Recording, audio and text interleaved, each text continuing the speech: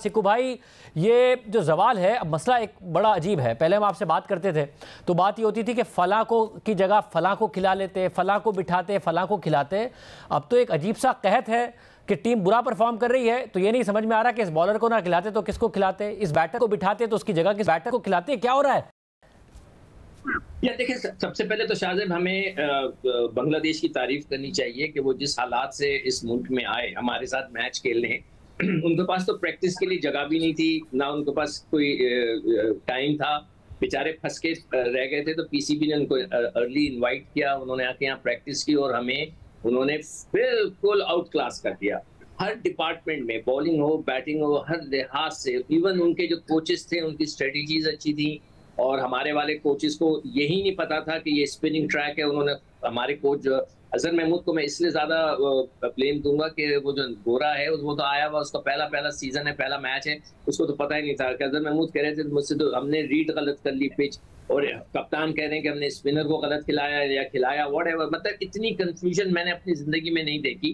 देखिए, अभी जो 5-6 साल पिछले गुजरे उसमें मैं किसी को जो नई जो नकवी साहब की है उसको ब्लेम नहीं करता कि चले जी उनको एक कंफ्यूज टीम उनके हाथ में दी गई और उन्होंने कंफ्यूज कर। मगर अब सारा ब्लेम जो है इसके बाद जो है नकवी साहब को जाएगा कि अगर उन्होंने इस हालात को सही नहीं किए। नकवी साहब इतने बिजी हैं, उनके पास इतना काम है। जो हमारे यहाँ जो इस तरह टेररिज्म का एक लहर दौड़ी हुई है, उनके पास क्रिकेट को देखने का टाइम ही नहीं।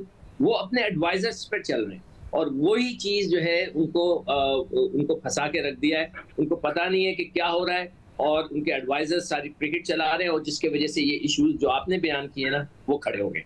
अहमद शहजाद, आप भी मुसलसल इस तरफ इशारा कर रहे थे कि सिचुएशन ख़राब ही होने जा रही है और ख़राबी ही आएगी, यहाँ से बेहतरी नहीं आएगी। और अब ऐसी ख़राबी कि बांग्लादेश ने हमें सिर्फ हराया नहीं है, आउट क्लास किया है। पहले मैच में भी, दूसरे मैच में भी, बॉलिंग में भी, बैटिंग में भी। ना हमारा कोई बैटर उनके आगे टिक सका, ना कोई बॉलर उनके आगे चल सका। अगर हमें 26 पे 6 आउट कर भी लिए थे तो ऐसा कमबैक उन्होंने किया, एक मैच्योर टीम वाला, और हमें समझ में नहीं आ रहा था 6 आउट करके भी हम क्या करें। ये क्या हो रहा है? हमने देखा था अभी पीछे वर्ल्ड कप में जो हमारा हाल हुआ था, उसके बाद जो इस कौम के साथ वादे किए गए वो पूरे नहीं किए गए। अनफॉर्चुनेटली हमें लग रहा था कि मोहसिन नकवी साहब जो हैं बड़े स्ट्रॉन्ग एक इंसान है, बड़ा अगर कोई पाकिस्तान की क्रिकेट को बेहतर कर सकते हैं तो वो होंगे। लेकिन जो जिस तरह की चीजें शाहजेब भाई नजर आ रही है, मुझे नहीं लगता है, आई एम सॉरी टू से, कि उनको क्रिकेट का कोई ज्यादा आइडिया है। वो जो भी उनके आसपास वाले लोग कहते जा रहे हैं वो मानते जा रहे हैं। बिल्कुल उनके पास दो बहुत बड़े ओहदे हैं इस मुल्क के और दोनों तरफ बहुत ज्यादा काम है और अटेंशन रिक्वायर्ड है। अनफॉर्चुनेटली क्रिकेट इग्नोर हो रही है और ये शाहजेब भाई टाइम नहीं था क्रिकेट को इग्नोर करने का।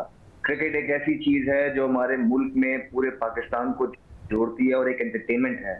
अनफॉर्चुनेटली कुछ डिसीजन थे जो बेटरमेंट के लिए लेने थे और वो उन्होंने नहीं लिए। वही लोग जो ग्रुपिंग्स में मुलविस थे, वही लोग जिन्होंने पाकिस्तान को पर्सनल माइलस्टोन्स के पीछे रख दिया, वही लोग जिनकी जो पैशन था वो खत्म होकर पैसों पे आ गया, फिटनेस उनके नीचे है, लड़ाइयां हुई टीम के अंदर, उन्हीं लोग को दोबारा रख लिया गया और अवाम के इमोशंस के साथ एक दफा फिर खेला गया। बांग्लादेश ने अब इनका प्लान ये था कि ठीक है टाइम गुजारते हैं, बांग्लादेश आएगा तो इनसे तो हम जीत ही जाएंगे, अवाम का गुस्सा थोड़ा ठंडा हो जाएगा और अपने हम मार्केट में पाकिस्तान कप फेंक देंगे और सारा फोकस वहां पे हो जाएगा। लेकिन वो जो लोग जिनके साथ आप जातियां कर रहे हैं उनकी भी जो है ना चीजें लगती हैं, अल्लाह ताला उनका भी है, वो भी बेचारे उनकी माँ बाप है, वो हाय देते हैं।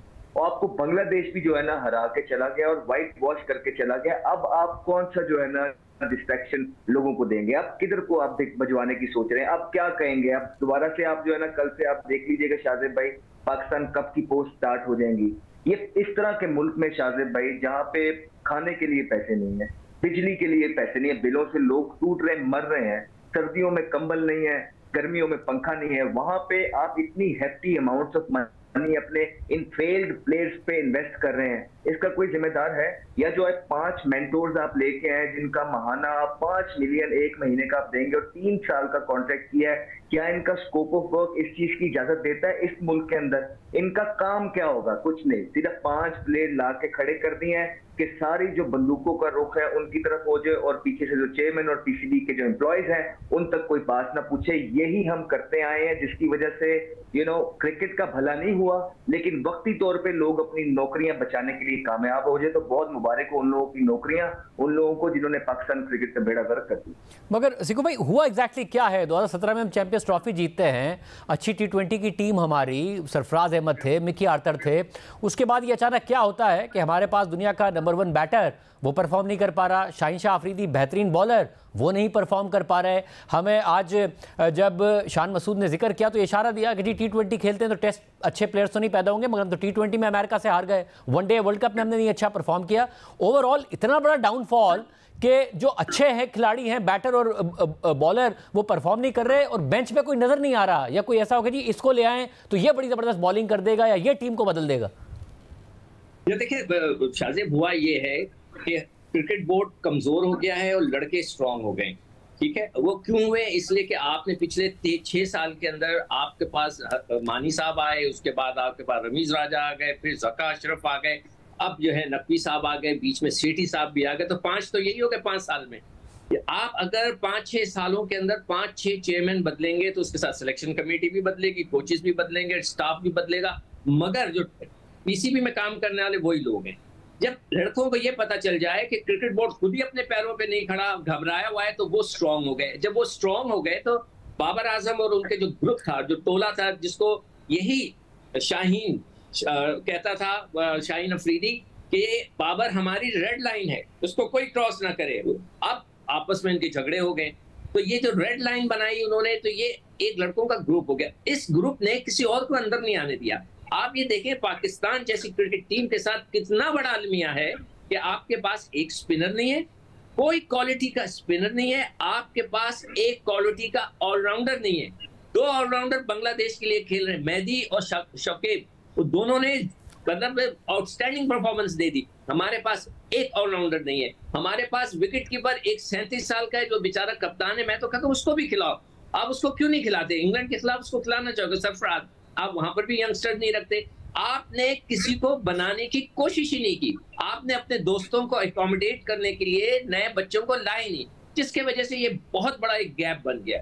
अब मुझे बताएं कि पाकिस्तान जैसी टीम के पास एक स्पिनर नहीं है, नॉट अ सिंगल स्पिनर, और हम जा रहे हैं इंग्लैंड से खेलने। अच्छा, अब एक और अलमिया सुन ले, जो सबसे बड़ा मोहसिन नकवी साहब की जो पीसीबी गलती कर रही है, जो आज से मैं उनको ब्लेम करूंगा, कि हम टेस्ट क्रिकेट खेलने जा रहे हैं अगेंस्ट इंग्लैंड और आप वनडे का टूर्नामेंट करा रहे। कैसे सेलेक्ट करेंगे लड़के वहां से? आप कैसे देखेंगे टेस्ट का टेम्परेमेंट एक रोजा क्रिकेट में? Test cricket is totally entirely different. तो ये तो मैं उनको ब्लेम दूंगा।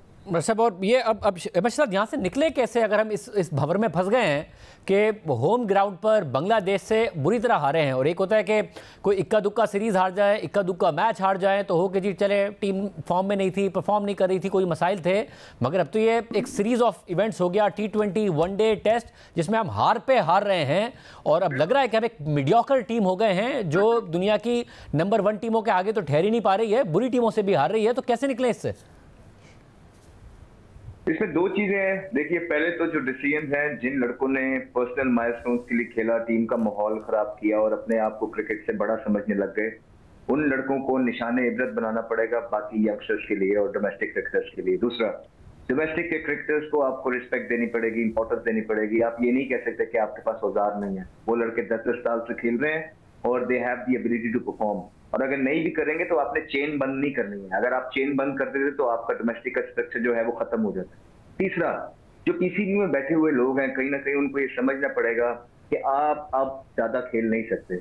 अब आप ये जो लड़के हैं, इनको डर लग रहा है पीसीबी में कि अगर इन लड़कों को हमने निकाल दिया और अगर दूसरे किसी को ले आए तो हम एक्सपोज हो जाएंगे।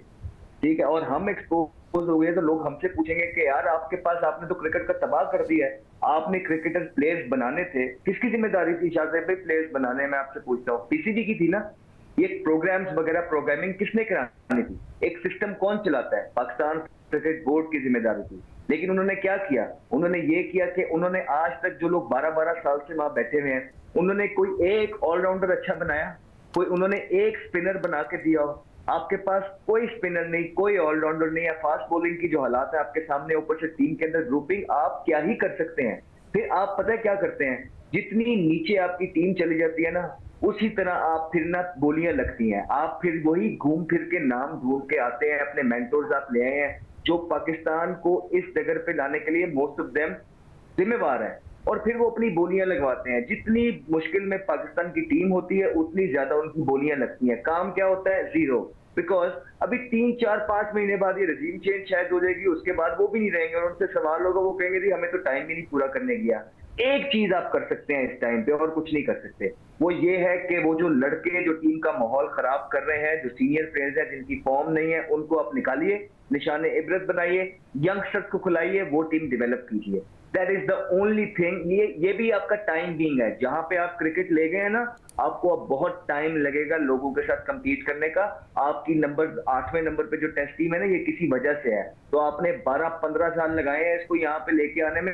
बहुत मुबारक हो उन लोगों को, वो खुशी मिल गई होगी कि उनको अपनी अपनी जॉब और नौकरियां बचा के पाकिस्तान टीम को इस जगह पे ले आए हैं जहां से सिर्फ अंधेरा है और कुछ नहीं।